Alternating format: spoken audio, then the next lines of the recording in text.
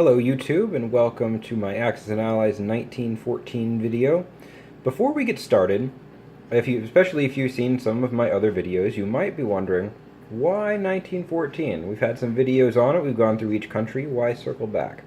Well, I've been thinking about this channel and how I just started it because I love the game of Axis and Allies, and I posted a few videos, and over time this channel has grown well beyond what I ever expected, and that's gotten me thinking, are some changes needed? Should I implement some new things to this channel, maybe start a new channel that focuses on strategy board games like Axis and Allies?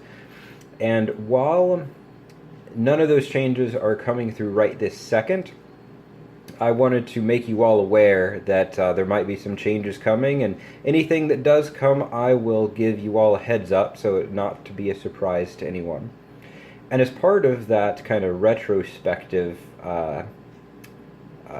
thought or thinking process I've been going through, I decided it would be fun to swing around after having gone through all those videos, different versions of the game, and different strategies, and go back to where this all began. My very first video was on Axis and Allies 1914, and it was specifically on the nation of Austria, the first country to go in this game. And I played a few rounds of this game prior to that video, and I've given some more thought to it, and if you've seen those first videos, you'll know that I went through each country one at a time, and said, well, this is what I think this country should do, and then based on that, this is what the next country should do, and what the next country should do, and so forth.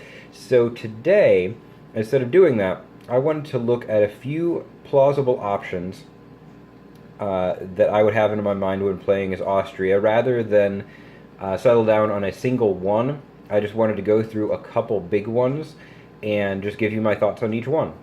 So, to start with, of course, as Austria, you have 26 IPCs, and what I favor, ultimately, is to get a fighter and then spend the rest on infantry and artillery. Now, you could build navy, but look, you've got the Italian fleet, which matches your starting fleet, plus you've got to deal with their sea mines. You've got a small British Navy there, just a cruiser really. The transport can't take hits and it can't, cause damage to you through naval combat. But they've got more Navy over here. If we scan over here, we've got France has a Navy. France has more Navy up there if it needs to move it in. And typically, you're going to see America's first moves. Once it really gets in the war, it's going to come down to the Mediterranean. So trying to build a navy, if there's a really cheap move that maybe you can do early on, I can't think of what that might be, but maybe you can get away with something that'll completely throw the Allies off. But as far as a major strategy, naval warfare probably is not going to be in your best interests. And unless the Allies are really swooping in here and they want to take you out of your little enclave there, building up ships defensively in any meaningful way probably is not really going to be in your best bet. Maybe if you start to see them shift resources down here, maybe you build an extra battleship or something one turn, a few turns in, or a cruiser or something like that. But that isn't really going to be something you want to focus on the first turn. You're just really throwing your resources away. Now, I could see an argument that says, well, I want to go with more land forces because I have a lot of land combat that I need to do. And you'd be right about that. But a fighter is going to help you very much. First off, against Italy, because Italy really can't afford a fighter. And Russia kind of faces the same question that Austria does on its first turn. Should it go with a fighter or should it not? If it doesn't, then you, Austria, have a distinct advantage with your fighter, considering all the artillery that you start with. If you do not go with a fighter and Russia does go with a fighter, then you're at a huge disadvantage along that critical front for you.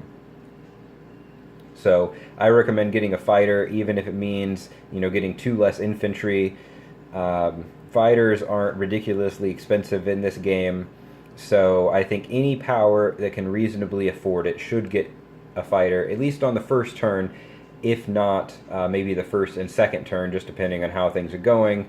What kind of artillery you have out there. You've got to have good quantities of artillery to make your fighter worth it. And of course, you've got to be able to afford to buy the fighter. But if you can, it is a very nice investment. Now let's consider some things that Austria might do moving its troops around. There are a couple of things that I would recommend considering. The first one is Italy. Now, if you don't attack Italy on the first turn, you don't have to. Serbia is the only country you have to attack, but we'll get to that here in a little bit. So, you don't have to attack Italy. But, if you don't, you now have to defend two territories, Triolia and Trieste.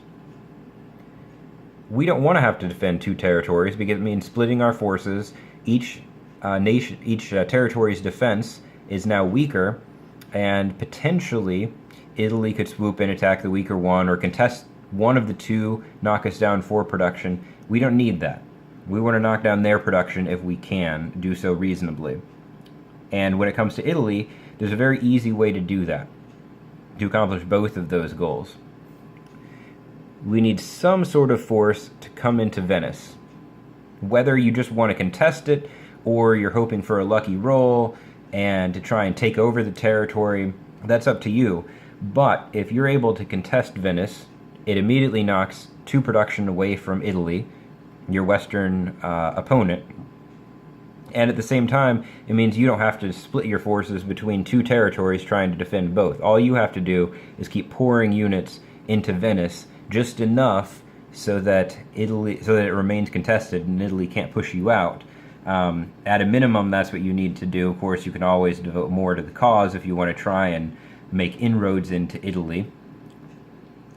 Now, you also have your navy here, which we talked about before, not really needing to build up. And if you were to move your navy out, even just one space, the only direction it can go, will be confronted with the Italian navy and sea mines. But if you want to, if you're not using your troops for anything else, there is always the move. You can load up a couple guys, drop them off in Tuscany, get that coastal bombardment. Italy has no artillery there, so there's no preemptive artillery counterattack in the first round.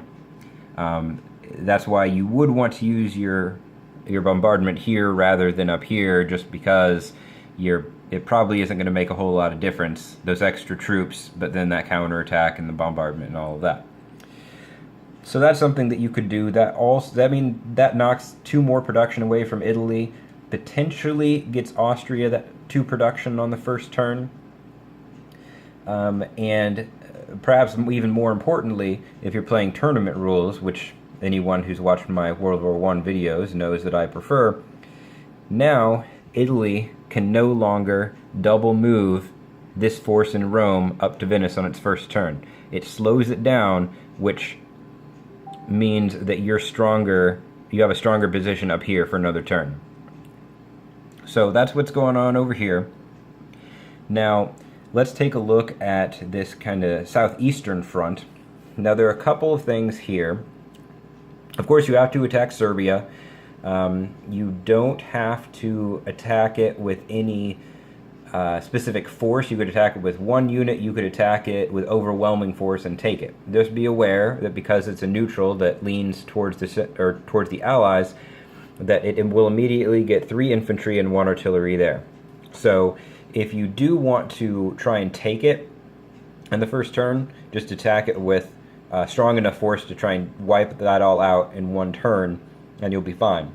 Now, you've also got Albania. And typically, what's going to happen with Albania is either Italy will land some troops there and bring it in the war, and they get some free troops, the free infantry and artillery on its turn, or France will swing around with its navy, land something there to bring it on the Allied side, and then Italy will have those troops to use on its turn, those extra infantry and artillery. That is what I would prefer if I'm those countries, but we're not talking about those countries right now. We're just talking about what Austria should do. So if you think that Italy is going to do that. Maybe the Allies never played together before, or maybe the Allied players are known not really to coordinate. You might be able to risk leaving Albania alone and letting Italy land there, and you'd be fine. But if you think they are going to coordinate or work well together, and you think that there's a decent chance France might come in and liberate, or not liberate, but bring Albania in the war before Italy's turn, then you want to strongly consider attacking Albania as well. I feel that it does draw forces away from your primary fronts, but if you have all your forces engaged somewhere else, and then suddenly France lands there, and then Italy gets units on its turn, you might be in some trouble down in Trieste. So that's something that you do want to be aware of. Now, something that I have seen and heard people talk about is attacking Romania on the first turn.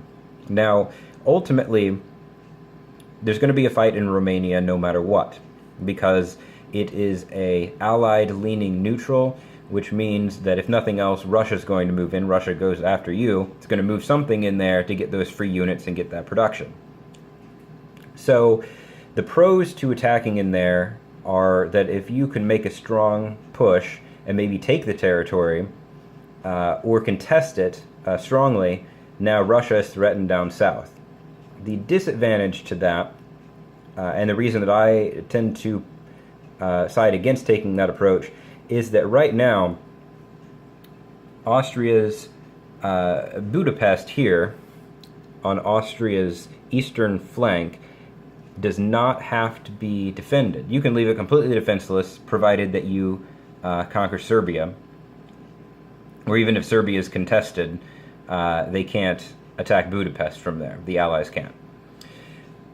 So, but if you attack Romania, unless you take it, there are now hostile forces over here that you now either have to worry about defending against, potentially,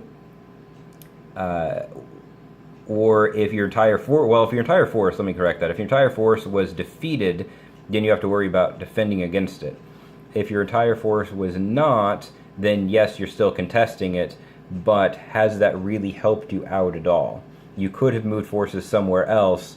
You didn't really accomplish anything, in my opinion, by attacking Romania, besides making it so that Russia doesn't have to devote any units to it on its turn. Now Russia can focus its troops somewhere else. Now Russia has a couple units in Romania at the start of its turn rather than at the end of its turn, so it just changes things a little bit. Now, so I wouldn't recommend it. I've seen it done. It can work well, but it's going to depend on how many units you can devote to it. If you can take it, great, but you may have to sacrifice somewhere else, so that you just have to keep that in mind. And my thought is that there are other fronts that are a little bit more important than that one. But I could be wrong. Now, up north, there are some things to consider. In the video that I had posted, my very first, I talked about moving into Poland, and then Germany and Austria basically take turns moving in there and eventually overpower Russia.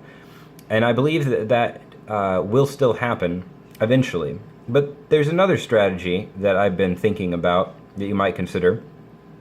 It requires coordination between Austria and Germany. And the way this works is, you know, you're doing your stuff against Italy, you're doing your stuff, Serbia, maybe Albania. You've left you can leave Budapest defenseless because you didn't move into Romania and there's nothing that can get to Budapest. You're going to move every other available unit up here to Galicia. Why? Because Galicia is a major strategic location. It borders the two strategically important Russian territories of Poland and Ukraine. You could also move into Romania if you need to, if the Ottomans are having some trouble down here. But ideally, the Ottomans are going to start moving up here, and you're going to have an Ottoman front here, Austria here, and then Germany, of course, is doing something up there.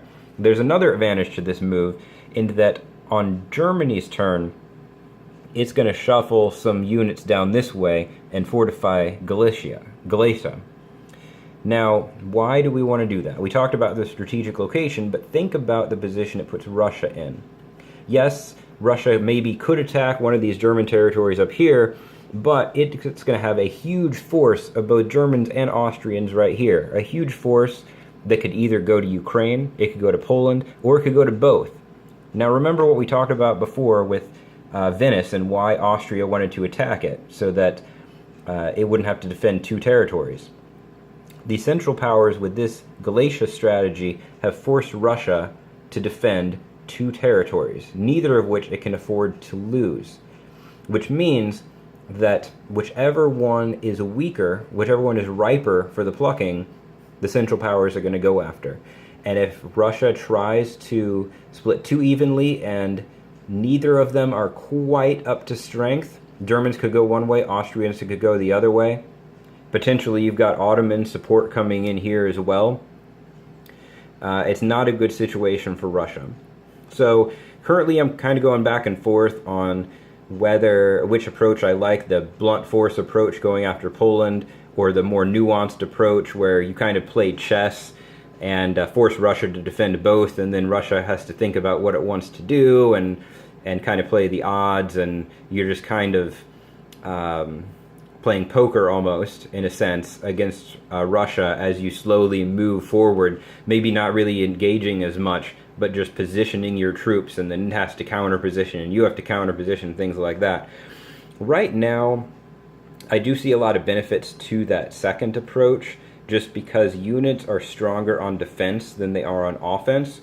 And so if you can get Russia to split its defense and not face the brunt of it all at once, then you can destroy its forces piecemeal, one half at a time, or maybe one third, depending on how it distributes its forces.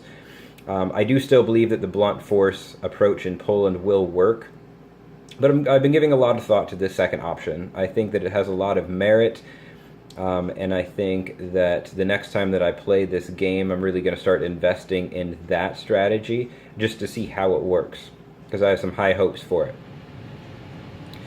So that is just my overview on Austria. Sorry this video ran a little long, but I wanted to give you all a heads up about what I was thinking as far as possible changes to this channel, and I wanted to thank you all for subscribing. I really appreciate it.